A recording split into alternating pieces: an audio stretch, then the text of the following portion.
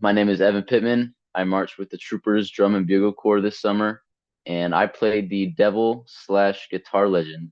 I wanted to march drum corps because, like in middle school, I watched Carolina Crown 2013, and that was the year they got the crazy brass score, and I was like this is insane. I thought it was a college. I had no idea what DCI was at the time, so I thought it was just college. And then my friend marched Southwind, and he he was 17, so I was like, oh, age didn't matter to me. It wasn't like relevant at the time until I got to the first camp, and like everybody was taller than me, and everyone was like 19, 20, and I was 15. The Troopers stand out to me because of the cowboy thing that they do. I love cowboys. I watched uh 22 like a month before the first camp. So I didn't really know about Troopers that much like until I started auditioning. Because my friend that marched Southwind, I saw he had an audition packet and I was like, "Oh, who are you marching for?" He was like, "Troopers." Like, I've never heard of them. So I watched Voracious, and the ending, that's an iconic ending. I was like, oh my God. Like, it was loud. The drum major was like on his knees. And I was like, oh, okay, that's crazy. But yeah, I like the Cowboys. And then they did To Last of the Sun, and that was also insane. So I just like the Troopers over any corps. I was originally contracted to play Mellow. It's a weird story with how I got my role. When I auditioned back in December, that was my very first camp. It was to be on Mellophone. Like, that was my original plan for the Troopers, was to just be on Mellophone. And got a call back. They told me my dancing was awful. I went to January camp and I got a contract like the day after.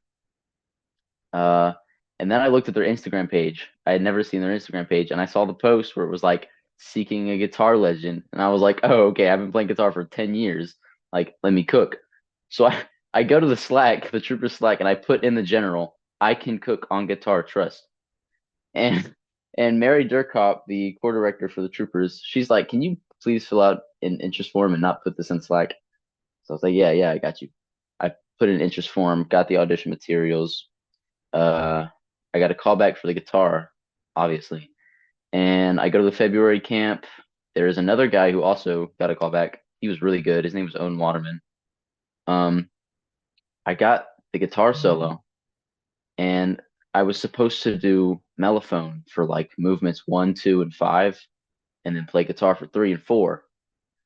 And then a week before we moved in to spring training, Tim Snyder, the program coordinator, he texted me on Slack and he was like, hey, I don't know if anyone told you or not, but you're gonna be the devil. I was like, oh, that's great. So I just did all this preseason mellophone work for nothing, but like that's awesome. Like, I get to die at the end. I get to be like the show. So it was great. It was great. I had a lot of challenges being the devil, like especially like I had never done anything like this before. So I got there and I was like, hey, when am I gonna get choreo? When am I gonna get choreo? Just to multiple people. I talked to guard staff, I talked to visual staff, and they were just like, just make it up. I was like, oh, that's great. Like, I'm not an improv artist. I've never done this. So I just gotta make choreo up. That was a big challenge. Especially we would be in full ensemble and there would be a part where I would just stand and they'd be like, hey, you cannot just stand there, like do something. I was like, oh, I have no idea what to do. So I had to improvise. They'd tell me if it was bad, they'd tell me if I should keep it. Most of the times it would be like, just keep it. So that was a good part on my end. The other challenges was the guitar solo itself. I got a lot of, hey, you're not in time, play in time, please play in time, just all that junk. But yeah, there were lots of challenges, but it was also like probably the most fun part of the show. It's just, I got to scare judges. Like, if a field judge got in my way, I'd jump scare them, but it was fun. Doing something as professional as that, something I learned was that you'd have to get over it. Like, they would, the day of prelims, they changed my show completely. They gave me like brand new drill and movement two, just told me to improvise choreo, and then they put the topper to the staff, the thing that looked like a uterus. They put that on, and it made it really heavy. And a lot of my choreo was like spinning the lightsaber thing and all that. So it was like really hard to do all this choreo with all this new stuff. And I talked to Mary, and I was like, "Hey, this is like weird and junk. Like, why is my show getting changed the day of prelims?" She was like, "Oh, get over it. Like, if you're gonna do something as professional as this, you have to like adapt really fast. Like, if they give you something, you have to be able to do it immediately." So that's probably the thing I learned the most because they said that a lot. The solo moments were very stressful. Especially the guitar solo.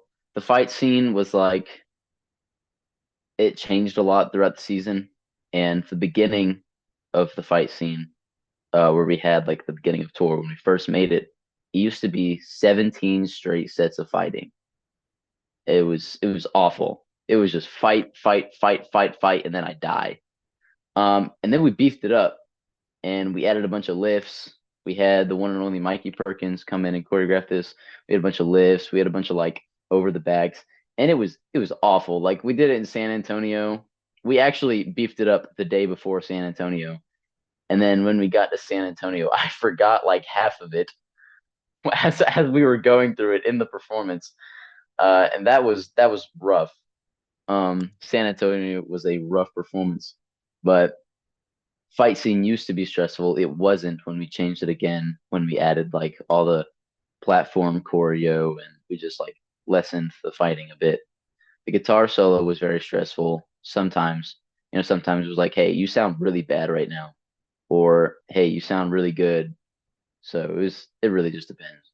Some of my favorite experiences for spring training, as a soloist, I would go to a block and they would do something that didn't include me at all. So I would leave the campus. I would I would take my acoustic guitar, the one I had for part four, and leave the campus. And I would walk around the entire neighborhood while playing the guitar. And nobody cared. Nobody knew where I was at, and nobody asked. It was like I would go to guard block and they'd be like, "Hey, we're gonna do part one flag choreo." It's like, "Oh, okay, great. Well, guess I'll go to visual block." And then visual block, we're gonna do marching fundamentals. Okay, guess I'll go to front ensemble. And then they're in warm up hell for the entire block. So yep, I would leave and do my own thing. Age does not matter as long as you are good. Like I'm 15. I was the youngest person in Troopers actually. Um, and I went there.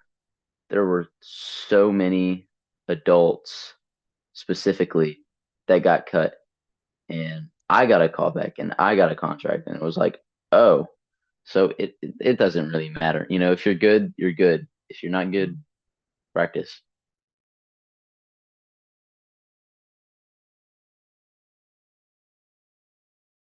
I got the whole uniform. Like this is the mask. It's great. It's got a Texas Roadhouse napkin on the back of it. Uh, that we used to Mhm. cover my blonde hair, and also this. This was the best part of the uniform. It's really hard to see, but I bought these, or I didn't buy them. Tim Snyder bought them. One day during a rehearsal day in spring training, they were like, "Hey, come see us," and I was like, "Oh, oh, brother, like that's not a great message to get when the core director texts you, come see me." So I went to her, and she was like, "Get in the Jeep, we're going shopping." And I was like, "Okay." So I get to leave block to go shopping in downtown Casper, Wyoming. We go to the most country store I've ever seen, and I had to try on so many boots, and we finally went with those. They look great. I have a lot of advice for the Troopers specifically. I got a contract on Mellophone for the Troopers, and Tim Snyder, our main guy, he likes loud music. So if you want to make the Troopers, you have to be really good at playing as loud as humanly possible. You have to be really good at double tonguing, and you have to be really good at box drills, like specifically like box drills and exercise like lip slurs. But Tim Snyder, he writes in 7/Fs. So, especially our movement one, if everyone heard that, like the opener, it was in like 5/Fs, I think. And there were multiple times in full ensemble where he'd just be like, "Hey guys, I need you to play loud with a bad tone. Like I don't care how you sound right now, just play loud." And we would all be chopped out by the end of full ensemble. Like we didn't have lips anymore. Uh, we call it Tim Tissimo. It's his own little dynamic. So that's my advice. Play loud.